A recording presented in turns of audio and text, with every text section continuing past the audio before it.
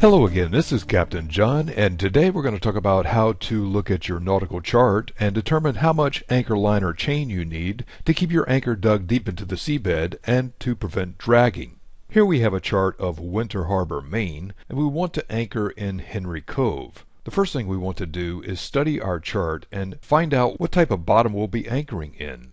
Notice there's an H right here, which stands for hard, but we don't know what type of hard bottom we have. We continue to scan the chart inside of Henry Cove, and we find an M. M stands for mud. Now you know that you have a hard mud bottom, which is ideal for anchoring.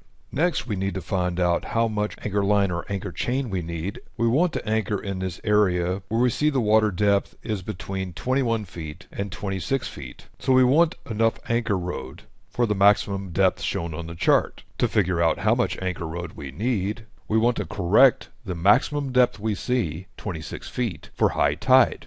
For example, if high tide is expected to rise another 4 feet, you would add 4 feet to 26 feet for 30 feet and write this factor down.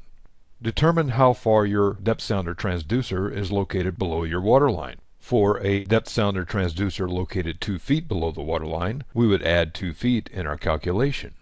Estimate your boat's freeboard, which is the distance from your bow to the water. For example, if the distance from your bow to the water is 3 feet, we would add 3 feet.